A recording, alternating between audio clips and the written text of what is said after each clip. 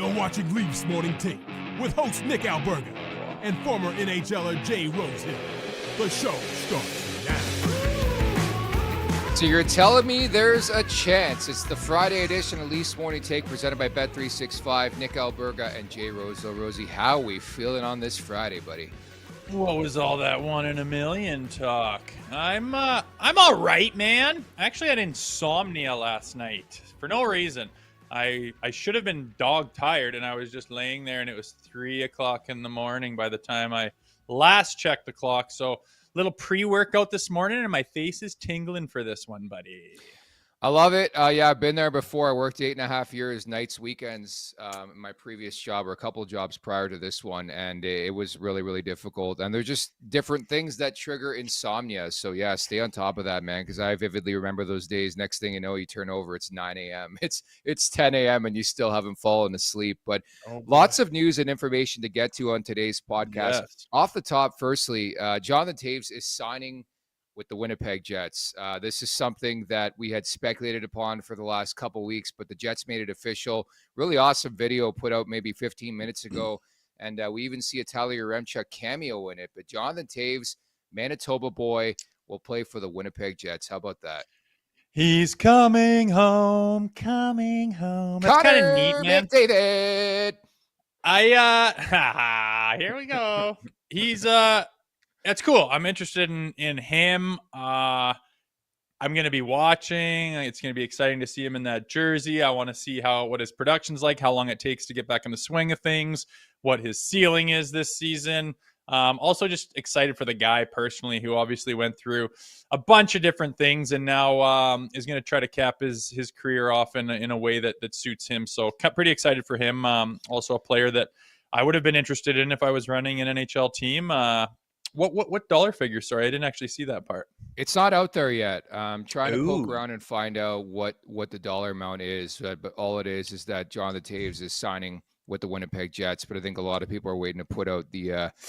You got to think it's got to be a 1-year deal. And we'll highlight that as the show goes on. But yeah, from the Maple Leafs perspective, I'm right there with you. Like I think he would have been a perfect fit on the team. And we've been all over this since it started, even way back when, like in March. But the Leafs are one of 4 teams, I think, in it at some juncture of this conversation. But I think by the end, it got down to 3 teams. It got down to Winnipeg, Colorado, depending on who you talk to, the Tampa Bay Lightning, and Toronto, I don't think has been in it for a couple days. But still, like, at least they poked around. And we talked about this. I felt from the onset it was going to be Winnipeg. It just made too much sense, especially you have the luxury now of Adam Lowry, who's your captain, who's out for 6 months. He's going to miss some time to start the year.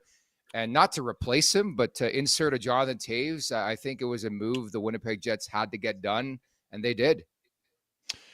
Yeah, and good for them. We'll see what he's got, man. That's kind of the funny thing that makes this interesting is we have no idea what this guy's going to look like. Obviously, pedigree is amazing, leadership's amazing, experience is amazing. We'll see what he's got in the tank, and I imagine he's going to be training hard and getting himself ready to make the best impression that he can in his hometown team. I imagine he'll have a lot of excited people for him as he's gone through a few things personally the last couple of years. So excited for him. Good for him. That'll be fun to watch. Our Super Chat charity partner this season is Sick Kids. Want to make sure that your question or comment gets on the show. Hit us up with a Super Chat. Proceeds from our Super Chat will go to Sick Kids, ranked the #1 research-intensive children's hospital in Canada and 3rd in the world. Rosie, we've done some great work here at the Leafs Nation. I don't remember a thumbnail as good as the one today. The show's called McDavid Noncommittal. Connor McDavid, the end-of-season pressers, those dreaded end-of-season pressers. He got into a conversation about his future. Do you want to react or get to one of the clips first? Play the clip. We'll figure out what we're talking about here. All right, here it is. You got some things to think about, obviously, but what are those things? What do you want to kind of drill down on as you make a decision here on a contract extension and the thought of possibly staying here for a while? Winning would be at the top of the list, and then winning would be it's the most important thing. If I feel that there's a good window to win here over and over again, then signing is no problem.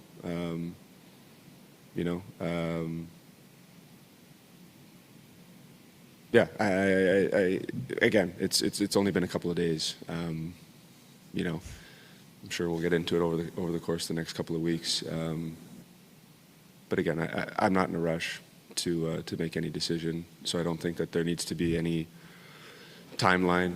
I know people are going to look at that July 1 day and be looking to see if there's anything done. But for me, I'm just not in a rush that way. So. Bizarre, Rosie, a couple of things to ask you. Firstly, it reminds me a lot, and Zach Phillips made the astute point in our group chat yesterday. It reminds me a lot of a one non-committal Mitchell Marner following this season. And number two, you had mentioned time and time before, you were in several different group chats with a variety of different Oilers fans. Are they butt puckering today? Like, how are we feeling in Oilers Nation today? They're trying to downplay it pretty good. Other people who are, realistic said, it wasn't exactly what we want to hear. A lot of people point towards Leon Draisaitl said a lot of the same type of things, right? And it wasn't even that clip so much as the other one saying, like, is there unfinished business here in your mind? And,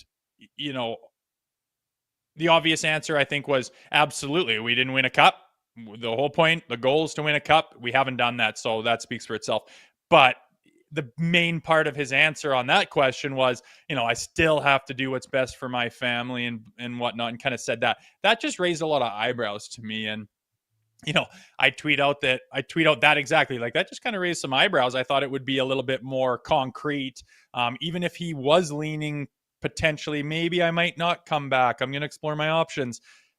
You would think he would still say something more concrete, but people are quick to say, "Oh, Rosie, he's using leverage and doing that for negotiations." Well, not in the traditional sense that any other player would do it, because it's not about maximizing his dollar amounts. He could say, "I want to make $19 million or I leave," and they'd pay him. And he's not stupid. He wants to win, and he knows there's a hard cap. So it's not about that. He's going to take what he feels is good for what he deserves, and he's still going to leave room to make the team better, as he cares about winning, obviously. So then what would be the other reason to do that? Well, he wants to make sure the team is going in the direction that he wants it to go, right?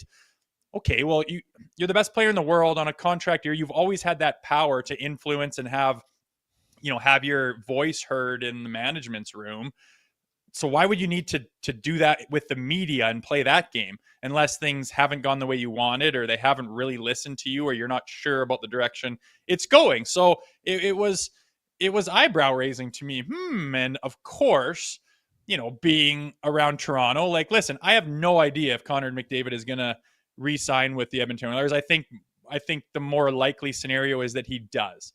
But what do we know? We know that he's from Toronto. We know that Toronto is a contender. We know that he lives here in the offseason. We know that he loved the team growing up, and it was his boyhood team. So, of course, you're going to get excited and raise your eyebrows and look around a little bit. And it's fun to do, if nothing else, right? So I definitely thought it would be a little more concrete Oilers. I was talking to someone in the league, in the National Hockey League, who's not a player, and texting yesterday, and they said, first thing I noticed is, he's not wearing an Oilers hat, right? I get he gets paid money by that company to wear that, but he gets paid money to wear a lot of shit. Sidney Crosby, you think he'd ever be doing that press conference without a Penguins hat on? No. It was a little something to take into account too. So again, I don't know what he's going to do. I don't think anybody does, but that was an interesting press conference for sure. So the quote you're talking about, I'll read it since we didn't play it, but McDavid goes on to say, "We're all in this together, trying to get it over that finish line. With that being said, with that being said, heard around the world. With that being said, ultimately, I still need to do what's best for me and my family. That's who I have to take care of first. But obviously, there's some unfinished business here." I think you're so bang on. I think Connor McDavid could have come out there yesterday and killed this whole thing. Squash any rumors, any chance, any possibility of him not signing an extension with the Edmonton Oilers. Did he do that? No. I think he opened the door to a future outside of Edmonton. Maybe this is wishful thinking, but I can't stand the people who are trying to draw comparisons to Leon Draisaitl. Was Leon Draisaitl born in Ontario? No, he was born in Germany. Does Leon Draisaitl have any attachment to any other franchise but the one that drafted him? No, he's an Edmonton Oiler. That's all he's known. We all remember, Rosie, the 2015 draft night to begin with. I was there. Ironically enough, it happened in Sunrise. McDavid goes first overall. Mitch Marner goes fourth overall. But we all remember the draft lottery specifically, where Oilers fans are just going to remember the victory they got McDavid. But we all saw it looked very similar to the Leafs when they just are out of answers and they just have a cold stare. That's what it looked like when McDavid found out he was going to Edmonton and his beloved Toronto Maple Leafs were selecting fourth overall. So I know it's unlikely.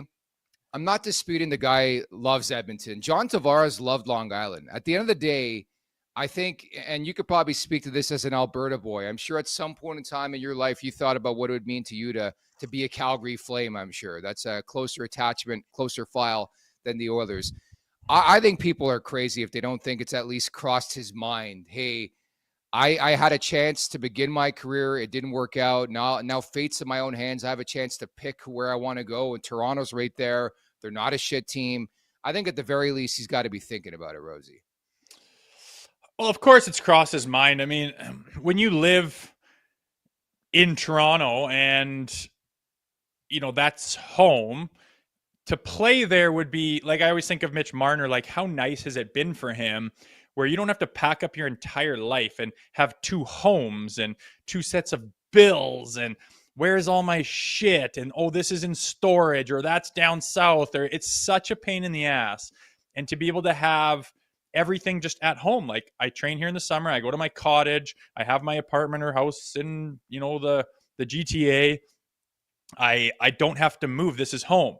You talk about his wife doing restaurants or clubs or whatever the hell, like you wouldn't have to leave it ever. And you could totally put your roots down. It would be amazing. On the other side of it, he doesn't seem to love the media. He doesn't seem to love the scrutiny. And that would be, that's huge in Edmonton. It would be more so in Toronto, but I think he would be beloved all the time, right? Like, as he would be anywhere. You're the best player in the world. It's interesting to talk about, but for the people that freak out and say he's not going to the Leafs and why would he go to that piece of shit organization? It's like why would I even listen to you? There's a million reasons. Well, not a million, but there's 5 or 6 reasons on why that would make total sense. Again, it just raised my eyebrows, because if he is playing the leverage card on, like, I want to make sure that I, not impose my will, but have some influence over management on where this team goes. So I'm kind of, throwing a couple things out there and not playing hardball, but, leaving a shadow of doubt.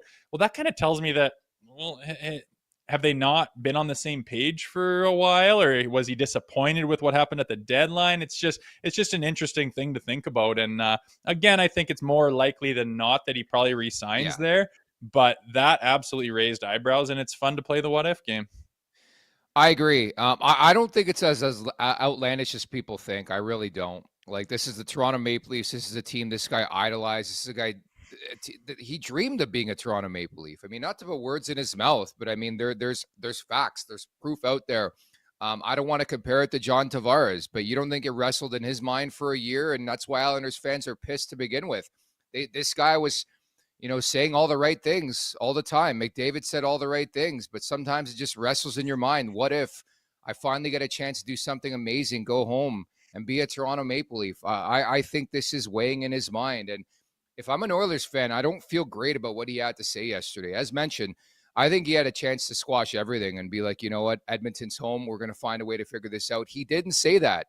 You don't think this guy was trained to react yesterday? You don't think he knew for 3 days following the Cup victory these questions were coming? You are insane. And so I'm with you. I think he re-signs, probably a high probability of that. But I think at the very least, he is surveying his options. He's thinking about it.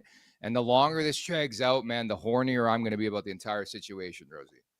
Well, that's just it, right? He could have squashed it easily. Could have, said all the right things and not really left any room for debate. Even if he was, a percentage chance that he would leave, he could have easily said that and just not opened up this can of worms. He chose not to for whatever reason. We don't really know why. It is definitely interesting. Do you think it would be a higher or lower percent chance that he would leave if they won the cup this year? I think it'd have been a higher chance because he's fulfilled I thought his so duties. too. Yeah, Yeah. I owe you nothing. I gave you everything you wanted. I'm going to where I feel it's a different opportunity, whatever. But that also didn't happen because if he does leave, that would be pretty Oiler-esque for those fans to just have more devastation after, they've had so much hope with all their first overall picks and the decade of darkness, and then getting McDavid, now getting to the final twice and losing. And then if they were to lose him, my God, there's reason some of them puckered up at that press conference for sure.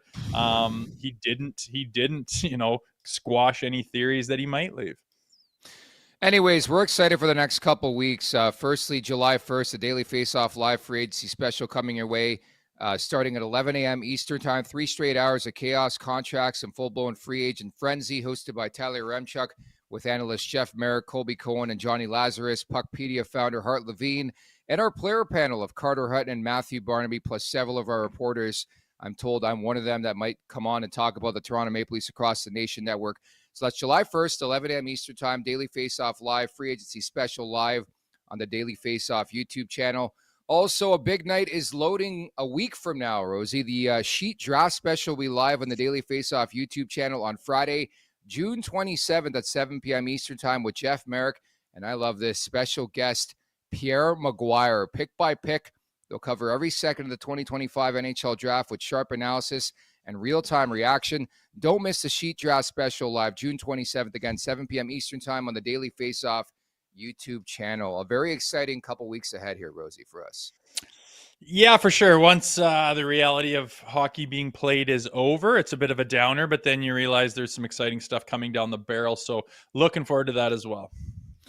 Looking forward to today's interview, too. We got Nick Kypreos from Kipper and Bourne, former Toronto Maple Leafs, Stanley Cup winner with the New York Rangers. Kipper's dropping by. I'm curious to get his thoughts on his interpretation of what McDavid had to say yesterday, wearing the Aloe hat.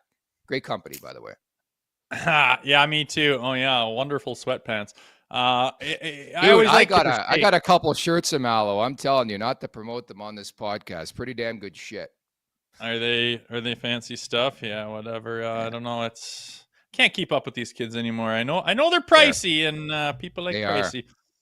Yeah, it's probably good quality. I could give a rip less. It stands out like an absolute sore thumb. The second I saw it on the TV, I'm like, whoa, right in your face with that white bucket. Not an Oilers hat. Kind of interesting, but what were we even talking about? Nick Kypreos coming on before. Yeah, I like Kipper's takes, man. It's usually measured and rational, reasonable, and it's going to be fun to talk about that specifically as it's on the end of everyone's tongue. Twitter too, people. I didn't even mention the Maple Leafs with a tweet.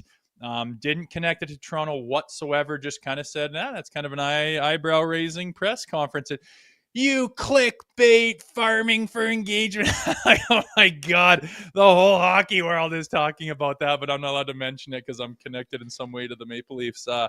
Very interesting, but you can tell it is a touchy subject with Oil fans in particular. So we'll see what Kipper has to say about that today. Very, very triggering. You can just tweet out like eyes, the eye emoji, and people just freak out. People lose it. Yeah. Oh, man. talk about triggered. That's too funny. Yeah, but I would be triggered too. Like, remember the conversations about Austin Matthews potentially leaving? We felt the same way. And this is Connor McDavid, the best player on the planet, could go down as the best ever, and he's a year away from UFA.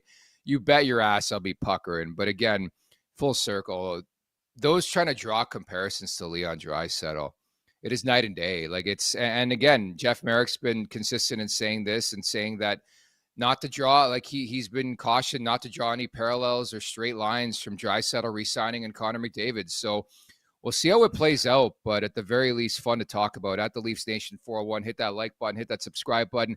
Leafs Morning Take wherever you find your podcast. Make sure to leave us a 5-star review, and don't forget to visit theleafsnation.com. So I'm sure you saw this, but I put out some information last night on Matthew Knies. Don't want to alarm people. I think this is part of a negotiation process, but the two sides, I'm told, are not close right now, Rosie. Yeah. That's kind of alarming to me, though. Yeah. Like you get to July 1, you can get offer sheeted, right? And then you got yourself in a bit of a pickle. I was hoping they'd have this thing done. They've had time since they exited the playoffs to talk and get close. It's interesting. I don't love the idea of him going to July 1, and people were talking about offer sheets beforehand. I kind of slugged that off saying, dude, he's not getting to July 1, but with that report, sounds like, oh my. I don't know if it's term or if it's AAV or what. You imagine the Leafs would want to spread it out as far as possible with them having the option to go 8 years with the cap going up and not having to deal with this and have that guy locked down, as I think it is unanimously agreed upon that he is a phenomenal player and going to continue to be a phenomenal player and a huge piece of the Leafs' future. So I wonder what that looks like. Is it a bit of a bridge deal?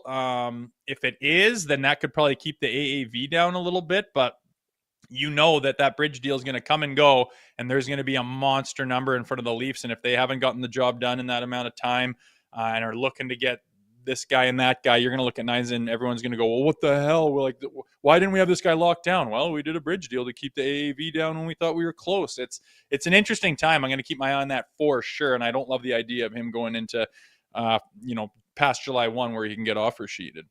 It's very unique too, because like this is the first major contract to a young player that Tree Living has put together, right? And how often do we talk in the last decade about the big boys getting everything they wanted? And I truly feel like this will be part of the process where the Maple Leafs, not that you have to win this negotiation, but you have to stand tall. Like I think one of the sell points of bringing in Brad Tree Living was the way he negotiated contracts, dissimilar to, of course, Kyle Dubas and others who just gave these guys everything they want, because I think it sets a precedence for what's to come with regards to a player and a barometer right away that you're getting everything you want. So you have to hang firm. I think this process will play out. From my understanding, doesn't sound like an offer sheet's in play right now. I saw something out there yesterday. What if somebody offers 7 years and 11.5 or 11.7 million bucks for Nyes? You laugh if you're Brad Tree Living. You say, okay, you take Matthew Nyes, I'll take the draft picks, and I'll move on with life. That is some ridiculous stuff to suggest Matthew Nyes deserves over 11 million bucks per season. I think both parties understand the value of the player relative to other players and other contracts and comps around the league. I think cooler heads will prevail. I'm not saying it's crazy on either side right now. I just think it's part of a negotiation process, and I don't think they're aligned on ideology right now. But in the coming weeks, it takes one phone call. You put something together.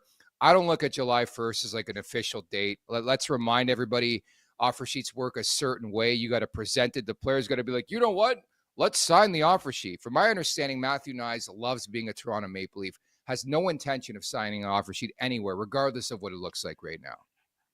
That is true. And that kind of sometimes that gets lost on me with the worry of losing Matthew Nyes. Like he has to sign that and kind of put the gun to the Maple Leafs head. And as much as those reports say that they're not close right now, and that's kind of concerning, that kind of gives me solace that I do think he loves being here. The direction they're going, I do think there's going to be interest from other teams, man. Guys like him don't grow on trees. I firmly believe the league is going in a direction towards a player more like him with, a bigger body who can play heavier, more power forwards. I mean, when they took away hitting and focused so much on the concussions and no one's allowed to hit anybody anymore, it went drastically to the pure talent side of hockey. And I think that caught up with itself a little bit. And I think people are going to realize the success of the Florida Panthers and the way they played. And they're going to look at players like Matthew Nyes and say, that is what it takes to win. And I think he's a very valuable piece. He obviously knows that, as he's not just going to take some wild discount. And it's going to be interesting coming down and, past July 1, most likely, to watch what happens with these negotiations and what they end up settling on, hopefully. I don't have the stats in front of me, but find me an RFA situation where they figure it out well before July 1. I just think it's part of the process. You have to go through the process. And right now, as I intimate, neither side thinks this is going awry or anything like that. But yeah, I think there is a bit of cause of concern, thinking they're not very, very close right now. The following interview is brought to you by Charm Diamond Centers. Get custom ring building delivered in less than 4 weeks with the Charm Masterpiece program, an unbeatable pricing policy. Charm Diamond Centers is proudly Canadian owned and operated since 1972 with more than 85 locations across the country through Charm and their sister brands. For more information, go to charmdiamondcenters.com. As you bring in former Toronto Maple Leaf, former New York Ranger, Cup champion from Kipper and Bourne, it is Nick Kypreos. What's going on, Kipper? How are you, bud? I'm good, guys. Everybody catch their breath off of Stanley Cup final, or no time to catch your breath? Too much Kipper, coming down the barrel. Not really. Too much cooking here, bud. Where do you want to start? You want to start McDavid or Nyes here? You pick. Oh gosh, you're the host. Please don't put. I already right. I got Sam. I got Justin Bourne. I got to worry about. I come to relax on your show. Okay, we'll start with 97. What did you think of what McDavid had to say regarding his future yesterday? To be honest with you, I'm not overly surprised here.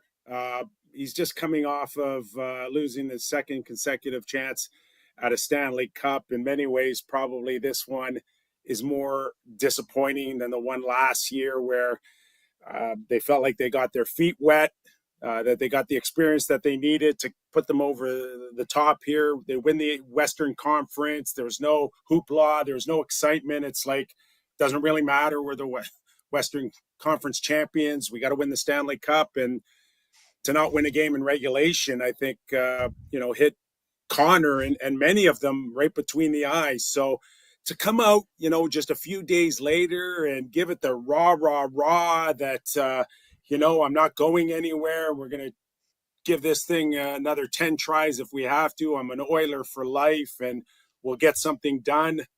That's not what I expected out of him. He's left the door open and, that's all it is, just a crack in the door.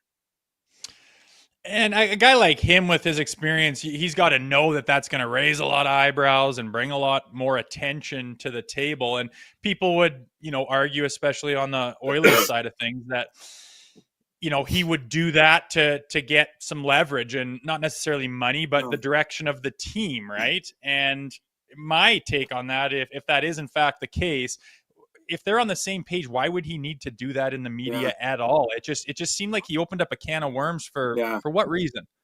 I know. It's a legitimate question, Rosie, in terms of, what's to be gained out of it. But I really believe that he just wants to try to be as honest as possible.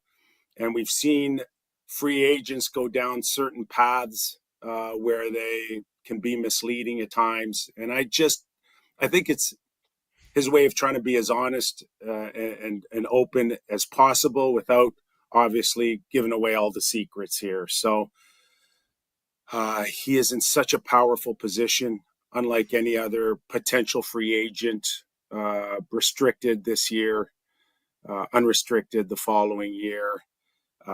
There's no leverage play. He's got all the power in the world here. It's not about money. It's not about picking a destination right now. It's just about, I think, trying to be as transparent as he can without definitively telling everybody what his intentions are. Do you think there's any chance he doesn't re-sign and plays out the final year of his contract, like a Mitch Marner or John Tavares? Yeah, I think that's what we got out of yesterday, was that there is a window, there is an opportunity, and I have a lot of questions, and eventually I'm going to need answers to them. It could start as early as tomorrow, it could start next week, it could start July or August, or maybe it goes into December. But I think there's a real opportunity here that we see Connor McDavid take his time on what his intentions are. Mm-hmm. And with the Maple Leafs, Kipper, some decisions to be made in all kinds of different areas. But as far as free agents in July 1, is there something outside of the box or anyone you got your eye on that you think would be a good fit for the Maple Leafs? Yeah. Well, Rosie, you've seen the list, right? Outside of Marner and Marchand, what's left? Brock Nelson's gone. Brock Besser, we assume, is coming real close to terms with the Minnesota Wild. So you tell me what's out there. And, there's a sense that Brad Treliving is still, on the phones and looking at trade possibilities, but his hands are really tied in terms of what kind of value he has in return on a potential trade. As we know, the cupboards are fairly empty here. What's he got to really play with? Easton Cowan, right? That sits at the top of the list. Can the Leafs afford to move him now and take another crack this year, next year? These are tough decisions, but off the top of my head, I don't see an easy way out of this with a trade, an imminent trade, or just a signing of Brad Marchand, which would be great. I think it would really be good for the Leafs and help them on a short-term basis here, but I'm not sure Brad will be enough. Kipper, is there a scenario in your mind where the Maple Leafs sit on their cap space? Like, we joke a bit, but like Connor McDavid, you would have to think he'd be on the radar. Do you think we'll find out, like, will there be a telltale sign in the way they use their money in the next couple of weeks that they think they actually have a shot at this guy? I think it would be a mistake to sit on Connor McDavid. And what does that mean? As early as calling Edmonton Oilers and saying, hey, listen, if there's a window here, we'd like to throw our name in the hat. Or do they wait all season long? Do they wait till next July to see if he's available? This team still has to find a way to compete, guys. People are paying an awful big ticket, in the platinums right up to the grays. They got to be a team that gives people the impression that they're right back in the thick of things in the Atlantic, and they're going to take another run at knocking the Florida Panthers off the mountain here. So what does that mean? That you can afford to sit and wait for the pie in the sky of Connor McDavid? And, do you know for sure that he'd even come? Or do you just conduct business as usual here, starting with how to fill the spot of Mitch Marner here? So I think Leaf fans can dream all they want, but so could probably 31 other teams dream as well.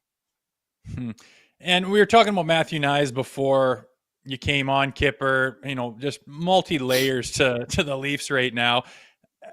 I think that his contract has effect on whether John Tavares comes back and what his contract looks like. When the dust settles and inevitably say they come together, what do you think that contract looks like? Can they get him at 8 years, you think, or is it going to be a bridge deal? Or what's your thought process on Matthew Nyes?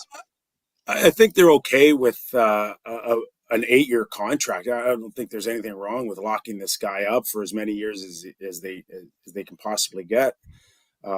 But is it 7.5 or 8 times 8, or is it 10 times 8 or 10.5 times 8? And I think every agent out there is trying to take advantage of a salary cap, jumping tens of millions of dollars in the next 3 or 4 years, and they're going to want to act accordingly. So I do believe, I wrote in my Toronto Star article this week that there seems to be a little bit of a message that maybe the days of handing out perfect contracts to young superstars in the Maple Leaf organization won't be easily available like they've been in the past. Watching what has transpired with Marner and Matthews over the years, where they get term that matches a high ask, is something that they don't want to necessarily hand out easily anymore. So I think there's a little bit of an underlying message here that whether it is no moves or how many years, or when Nyes is first available to have a no trade kick in, what does that look like if they're going to buy UFA years? There's a lot to work out here, and doesn't necessarily mean that a deal's imminent, at least in the next few days, if not before July 1st. And what's the threat of an offer sheet in your opinion? I know people are talking it about already. Minuscule for me. That I agree. what would it take Nick, you tell me, like, to offer sheet him and think that the Leafs won't match, you'd have to be over $10 million, would you not? Yeah, yeah, for sure. And listen, I like Matthew Nyes. I really do. And I think he's going to be a terrific hockey player. But is he an imminent superstar right now? Is he going to score 90 or 100 points? Is he a guy that you got to kind of push a little bit to get him mad or angry? We've seen him passionate. We've seen him fight like he can fight, but can he bring that every night or every other night opposed to once every 4 or 5 games and be an intimidating opposing factor that lead the Toronto Maple Leafs? I'm not there yet on Matthew Nyes. I'm not saying he can't get there, but there's a long way to go here to show that you're a $10 or $11 million player for me. Yeah, and on the other side of things, John Tavares, I'm of the opinion that you bring that guy back and you're going to lose Marner, and I think there's a gaping hole there if it's Marner and Tavares. Everyone's talking about what that figure looks like, and we just saw Duchesne sign for 4.5, and they're pretty damn comparable. Duchesne's a year younger. He had more points than him this year. But there's people who are talking like there's no way it'll start with a 4. It won't start with a 5. What do you think? Are they really far apart, or where do you think the Tavares camp is at on that? Yeah, I think, again, like any other agent, you're not good at your job if you're not shooting for the moon or to squeeze out as much as you can out of the Leafs. But I'm totally with you, Rosie, that excuse me, that's a fair comparable. Matt Duchesne and John Tavares, excellent regular season players, can help you get there. But they're not guys that I'm going to look at as difference makers in the playoffs. And Matt Duchesne didn't do much to help, Dallas when they needed it most. And Tavares has never had a reputation for playing his best hockey in the playoffs. He's never seen the light of day of a conference final. So I'm okay paying for your 60 or 70 points during the regular season, but to warrant $6 or $7 or $8 million here for guys that don't have reputations in the playoffs, to me would be a big mistake. 4.5's okay for me in Dallas, and I think you're in the ballpark for Tavares here in Toronto on a 3 or 4 year deal. So Mitch Marner, how did we get here? Curious to sort of get your opinion on how this has played out, how he's going out. Where do you think he ends up? So many questions here. How did we get here? No different than any other player in any sport in the last 50 years, where you have choices when your contract runs out, and whether they're through ARB as a restricted free agent or unrestricted free agent where you get to pick your own team. That's ultimately what's happened. And Nick and Rosie, I can appreciate everyone's show, including mine, where you want to speculate on why and where did it go wrong and where was he dissed and what was wrong. Like we can go back a million ways and try to figure out like where it went wrong, but at the end of the day, it looks no different than Reggie Jackson when he left Oakland A's to go to the New York Yankees. Man, it's just these guys have choices, and ultimately some of them have money being at the top of the priority list, and then they work their way down, and others can fit it between 1 and 3 and 4, and that's how we got here. And while Leafs fans can sit there and want to debate on how greedy he is or how selfish he is, or anyone else wants to talk about any other UFA in the past history, go ahead and do it, man. You're just wasting your breath.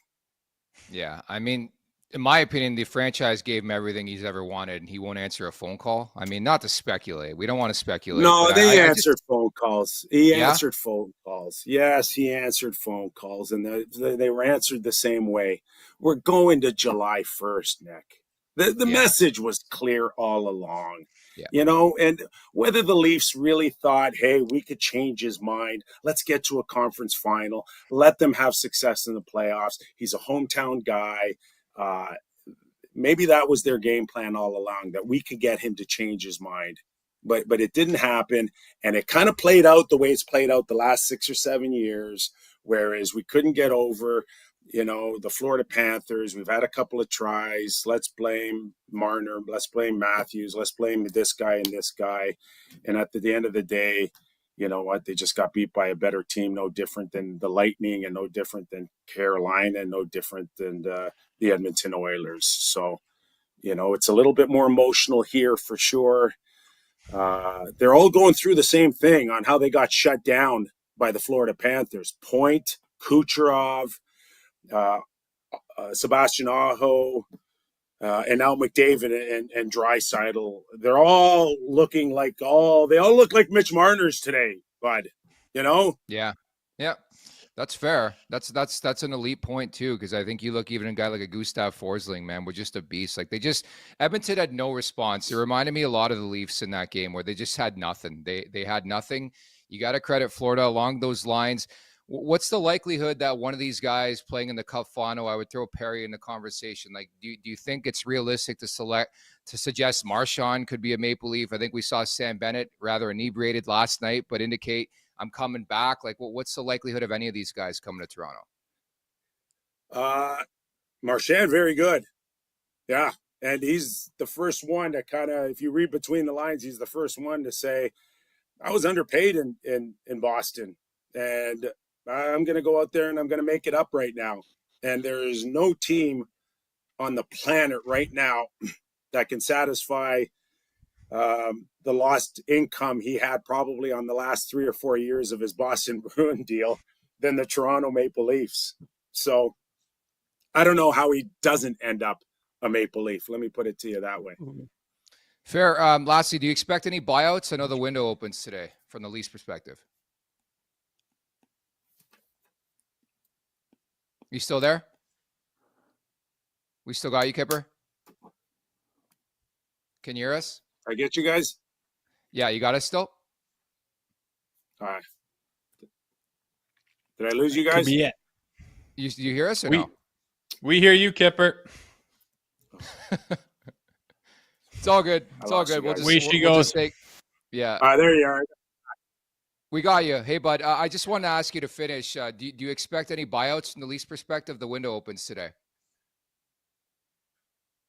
I think there's some options here, and you know whatever happened with David Kampf, you know that I think that's an option for a buyout.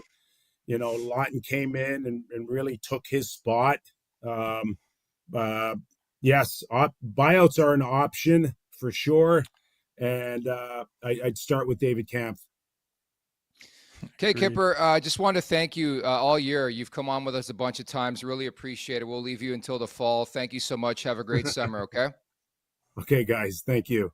Thanks, Kipper. Thanks, bud. That is Nick Kypreos from Kipper and Bourne. Make sure you check it out. Does a great job, phenomenal job, and not afraid to give his opinion. That's what I love about Kipper. And very unique, complex conversations happening, Rosie. Like that's the cool thing about the Maple Leafs right now. You just talked about the Nyes question. So many layers to this thing right now, seemingly.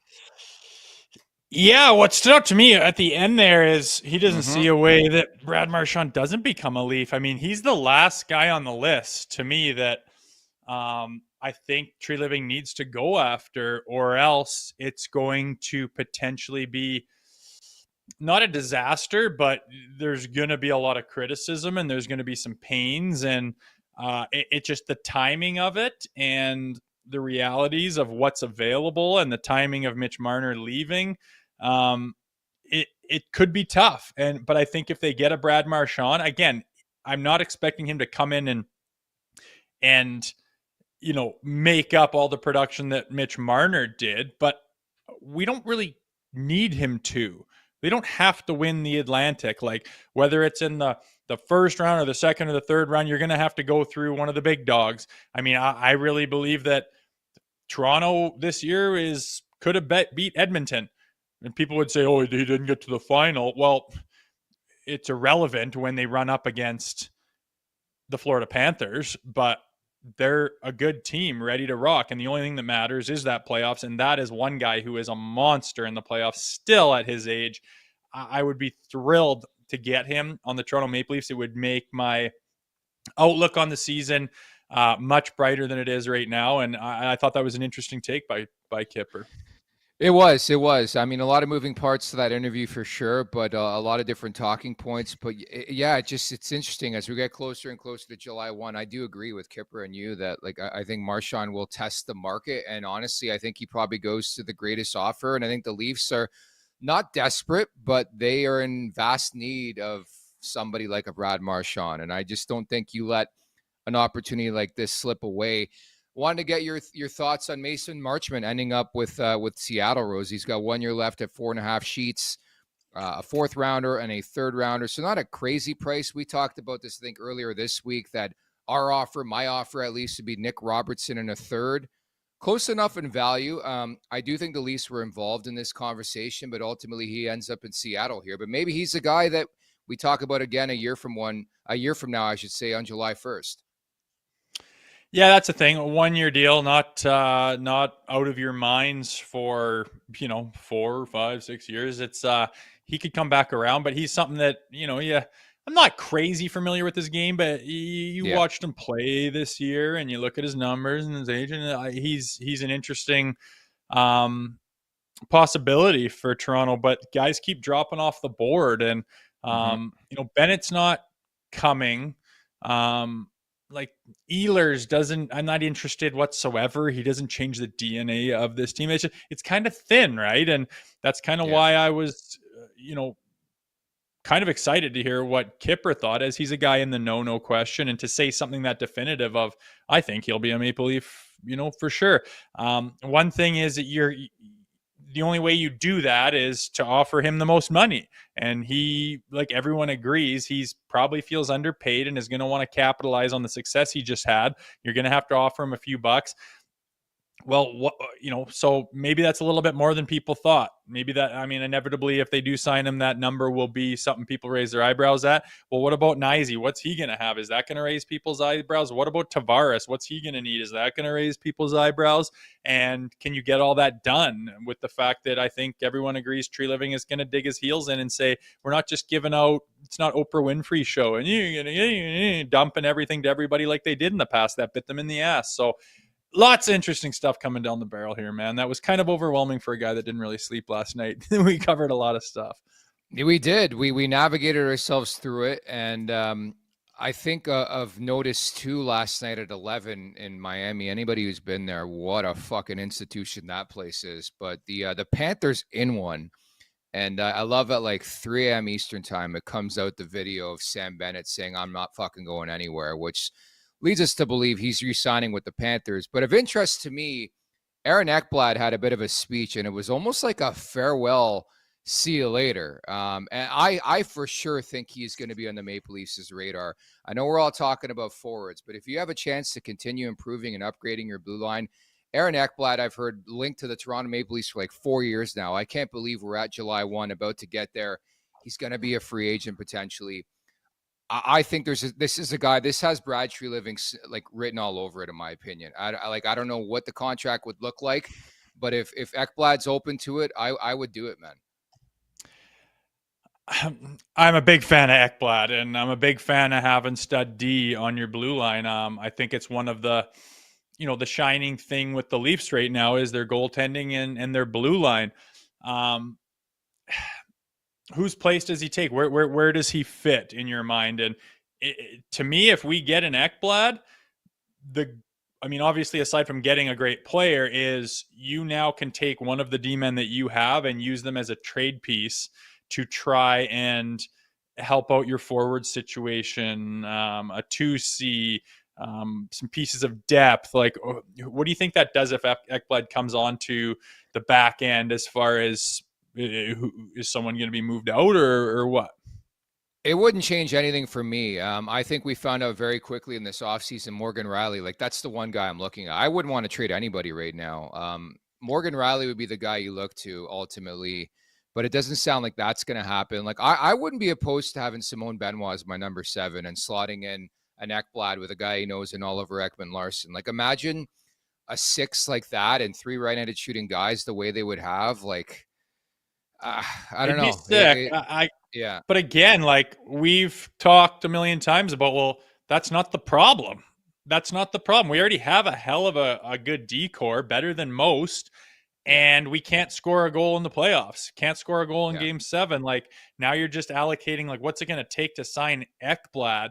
And I just worry that if you just sign him and plunk him down and bump out Simone Benoit, well, how the hell are you going to get deeper up front? How the hell are you going to get a stud 2C that's going to complement everyone else? That just worries me. Maybe it's 3 guys who make $4.5 million. Like, that's how you reallocate the Marner money. Like, I think there's a way to spread the wealth. There's so many examples of players in this league who can play on the third line, the first line, and don't make $9 million per season. They have to be creative, man. I think you got to weaponize the cap space to an extent too. And if we get Tavares done, we get Nyes done, we get Ekblad, like you don't have a lot of cap space. I know it's going up and they got room to move here, but like things tighten up quickly, right? It's going to be interesting. I'm interested in Ekblad. I think it'd be awesome. I'd be more excited to sign Marchand than Ekblad, to be honest with you. Fair. You talk about DNA change. Yeah, Ekblad does that. But in my mind, when I hear True Living talk about DNA change, the back end's good. It's the DNA change up front. You need some depth. You need some horses. You need some guys that go to war. They don't have enough of that, not by a long shot. And that's really where the focus needs to be, if you ask me, watching them come up short in the playoffs. And bottom line, you got to win some of these negotiations. Like, the more and more I think about it, it's interesting, man. We get closer and closer to July 1. John Tavares still a pending UFA. Like, you've got to win that. You can't give JT 7.5 a year. You just can't. It's got to be on your terms. You want to be a Maple Leaf, you want to stay, you're staying on our terms. It's got to be that way, man.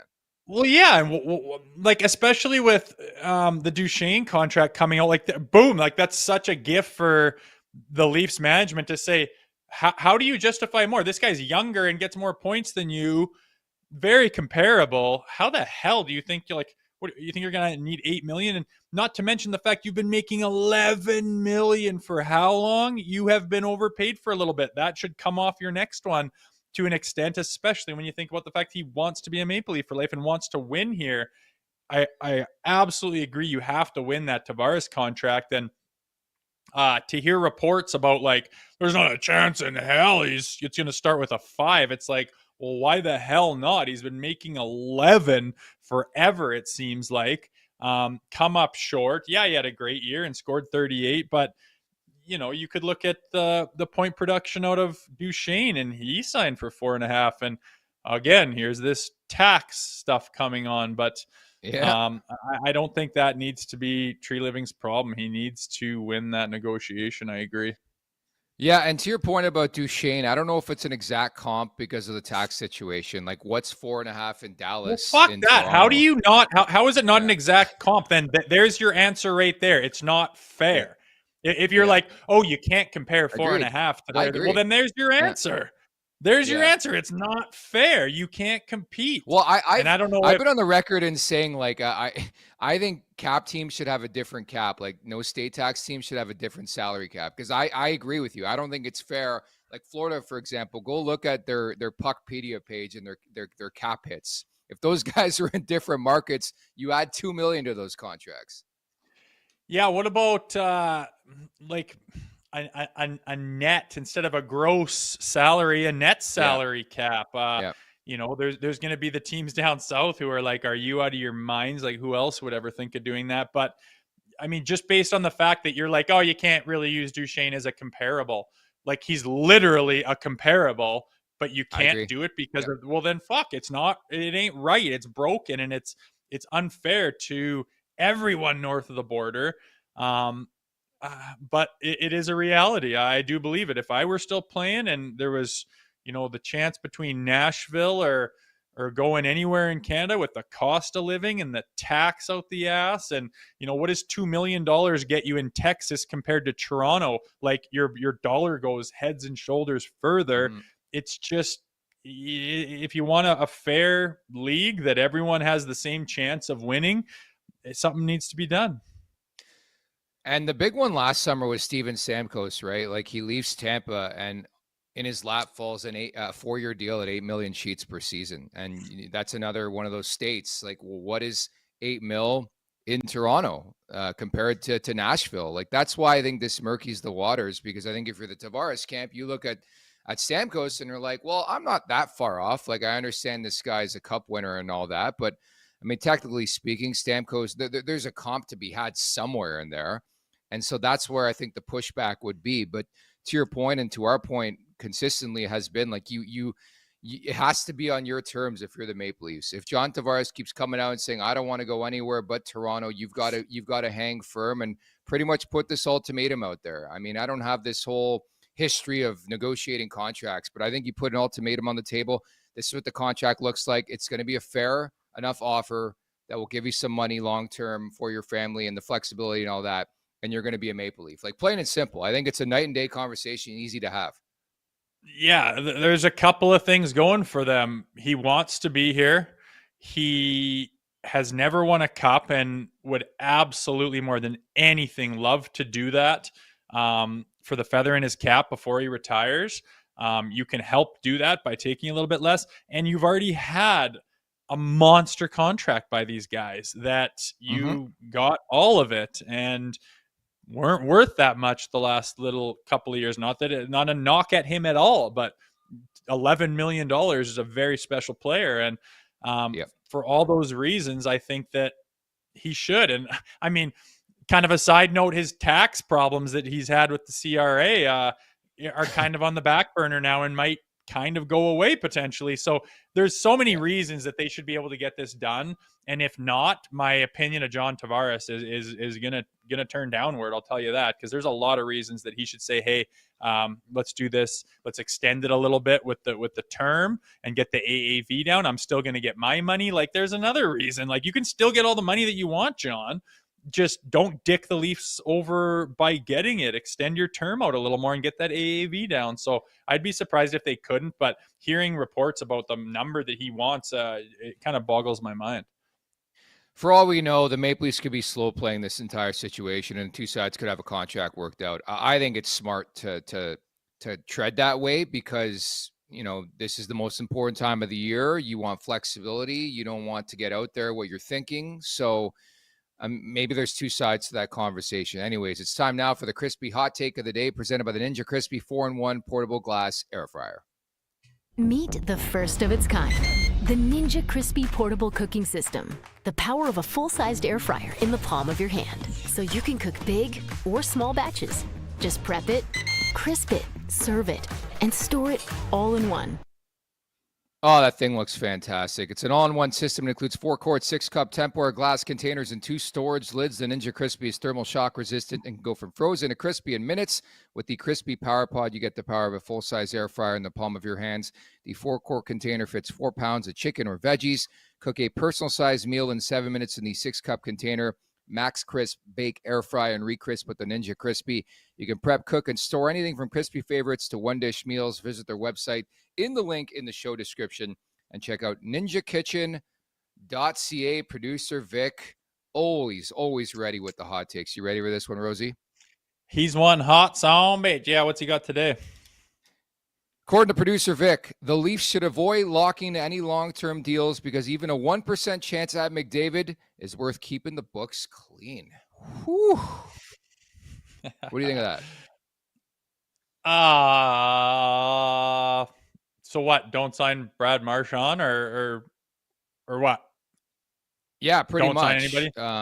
Yeah, I don't know about that. Like, I think maybe sign 1-year deals. I don't know how you'd navigate it. Like, I think a guy like that becomes available, you find a way to get that money. But I agree, yeah. And I think they will. I think if that's, I would like to have the ability, at least the possibility, where if that ever did come across your plate, you would be able to make it work. And I think that they would, kind of regardless of what they do. They could offload guys for nothing, like do things that are totally uncharacteristic of an NHL team because McDavid is that special of a player. But I mean, knowing what we know with what's available right now is not exactly, shoot yourself in the foot for McDavid if that were to ever happen. I know it pisses them off to even hear that come across people's lips, but there is reason to say that is a possibility. Like Vic says, even if it's 1% chance, I think no matter what they do this summer, they still leave the possibility for that to be open. And that's because there isn't any monsters that they're going to be fishing for this year.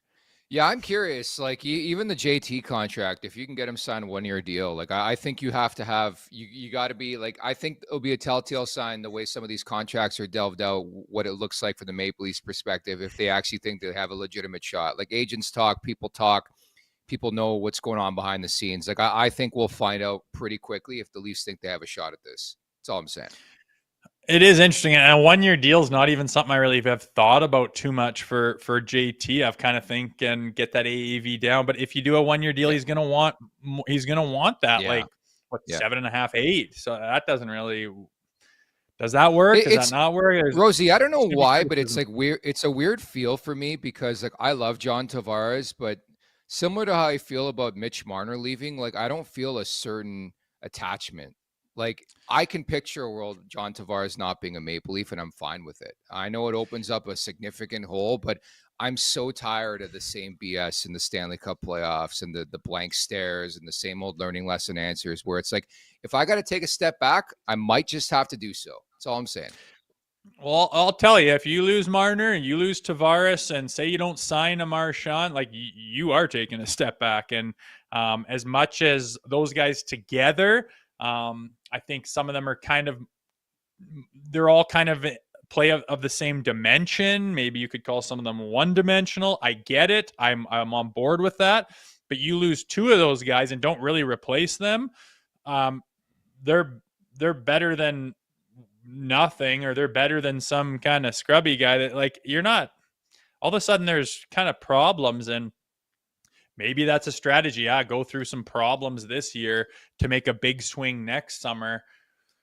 Oh, you're open yourself up to so much criticism with the Marner lovers and whatnot. I just think there's got to be a way to get John on this team at something that makes everybody happy and still have room to bite off other stuff. There's got to be. Gets back to the whole DNA change, though. Is it enough for Mitch Marner to depart and Eureka, your DNA change is there? I mean, we're talking about a guy in John Tavares, the former captain, now an assistant. He has been through everything with these guys pretty much. And so that's what I wonder about. If it's not on your terms, then I'm sorry. I mean, you've got to be cutthroat. It's a business. We found this out so many different ways over the last X amount of years in the NHL space. Yeah, but you want to make a DNA change, just cutting off players that have value and letting them go doesn't change your DNA. It just cuts guys loose. That's kind of scary to me, based on the fact that I'm all about cutting those guys loose and bringing in,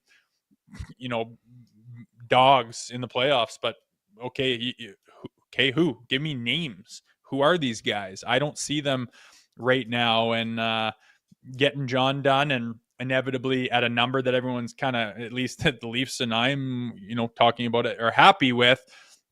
Eventually he bumps down to 3C, and I think down the road he's going to be a hell of a 3C, and still capable of kind of blowing your mind. He put up 38 goals this year. No one expected him to be damn near a 40-goal scorer. Everyone said he's too slow and won't be able to be worth shit, but you can get him at something that makes sense. I think down the road you're going to be happy you have him. My retort to that, the Maple Leafs have been in cap hell since I've had zits on my face. All right. And so I think cap is gold in this league. I think you just have to be very careful with the way you allocate your money. That's all I'm saying. And if it's not on the Leafs' term, then you've got to make tough decisions. You got to move on, because I can't even recall a time when the Maple Leafs had cap space at their disposal. So again, would you go into the season this year with millions and millions of dollars below the cap? I think it happens a lot where you have $3, $4, $5 million available to you, and who's to say during the season a team shits themselves and you can capitalize. I mean, I think there's always this fix where it's like, we got to do this right now, and this is how we're bettering our team. Example, Florida. I mean, a unique circumstance, but they brought in Seth Jones, number one defenseman. They brought in Brad Marchand, a top 9 winger.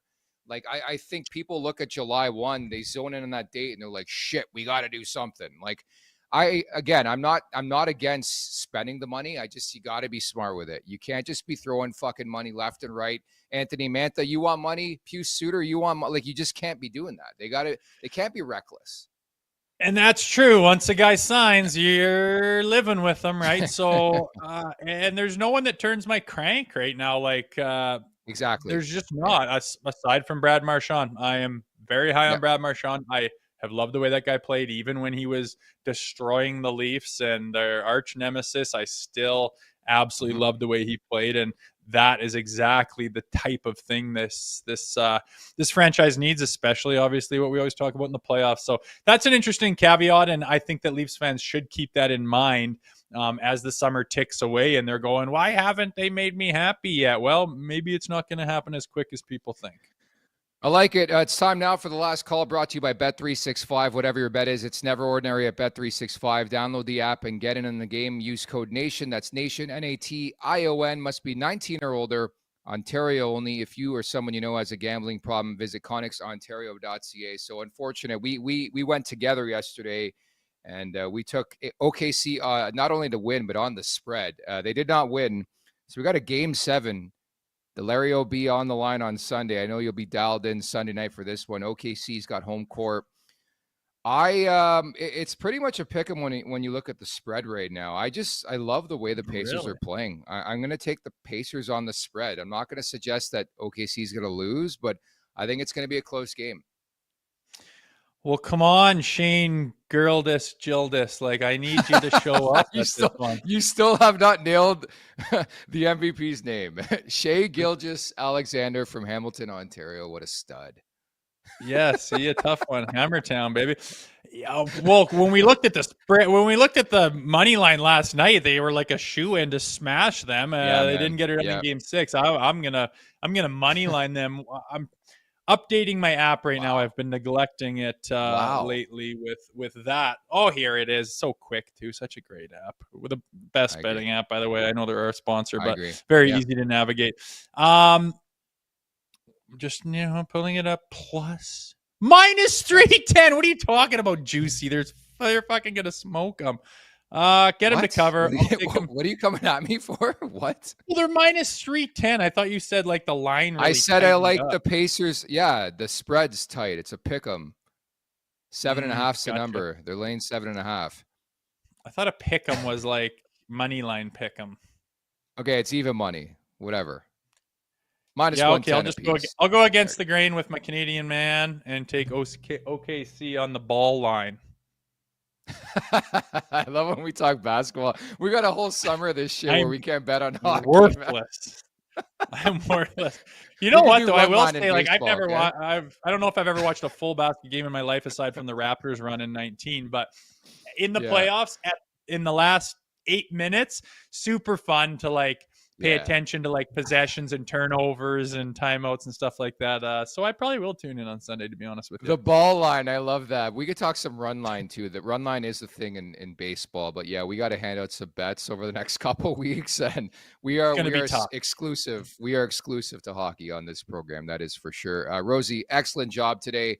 Want to thank everyone in the chat. Our chat was buzzing. High viewership for today's show. I guess people love the thumbnail. Connor McDavid. Is he coming home? You're telling me we have a chance? Get horned up about it. Why not? The laughs will never. You're such a god. There were some butthurt people on the internet last night. The Edmonton Oilers fans are kind of pussies though. Like, he's like, relax, man. You're not. I don't know. I wasn't turned on last night by Twitter. I'll tell you that. It's unfortunate, but hopefully you took a step back. You came back strong today, I could tell you. I know you had the insomnia you were dealing with, but man, what a show from you, Rosie. My Conn Smythe winner for today's show at the Leafs Nation 401. Hit that like button, hit that subscribe button. We got draft week, man, starting Monday. We've got some big things planned for the show next week to get you set for draft week and the most exciting, 2.5 weeks of the NHL schedule? I can't wait. Yeah, I got to go brush up on my top 60 CHL prospects. We're not talking prospects on this show because the Leafs have no picks, so it doesn't matter. That's why I say you got to go down to the top 60 to even start giving a rip about these guys. But the draft is fun. You're going to be there. We'll see what happens. Again, like I said yesterday, it's funny to hear these names for the first time and dig into them a little bit and hopefully see them blossom into solid professionals, as many of them have done in the past. It's crazy. I was even thinking last night, like, because I stay up late too, and I wrote that article I mentioned over at the LeafsNation.com about my time at NHL Network Radio, which I referenced earlier on. But I had Connor McDavid when he was on Erie on my show a couple times, and I'm like, if people only knew how insanely good this guy is at hockey. Like, he wasn't really on the scene yet. You know, sort of like a Gavin McKenna or a Landon DuPont, where it's like, get familiar with these names. Like, a lot of people in the OHL circles knew. It's kind of cool to go back and like think about that. I remember an interview I did in school with a guy named Drew Doughty, pretty damn good at hockey. And I did a whole documentary on how this guy was like the talk of the town in Guelph, a local product from the London area. And he goes on to be Drew Doughty. But yeah, you're right. It's cool to see these guys for the first time. Like, it's wild, like how quickly time moves. I was at the 2015 NHL draft. McDavid goes first. Who goes fourth? Mitch Marner. 10 years, man. 10 years. That is wild. Time flies. It's funny you mentioned DuPont too. His dad is a friend of mine. He's longtime pro. Get him on the show, man. Yeah, maybe we should. That's a good idea. I'll reach out to Mickey, but good player in his own right for sure. I trained with him in Calgary and years ago heard rumblings about his kid, and I'm kind of a guy that rolls his head when you're talking about an 11-year-old being a special player. Like, shut up, he hasn't even gone through puberty. Don't tell me. Those kids fall off all the time. But inevitably that was a kid who just continually got better and better. Now, like, apparently he's like a generational player. So funny to see those guys really develop into those superstar type of studs, top 5 pick type dudes. All right, great job. We'll see down the road what happens. Maybe Landon DuPont stops by Leafs Morning Take. Thank you to everybody involved in the show today. Nick Kypreos for hopping by. For producer Vic and Jay Rosehill, I'm Nick Alberga, and we'll talk on Monday. Take care, everybody. Have a nice weekend. Make sure to check out more of our content right here on the Leafs Nation YouTube page. We got long-form interviews. We got clips. We got epic rants by Jay Rosehill. We simply have it all. And don't forget, you can find out much more at theleafsnation.com. Thanks so much for watching.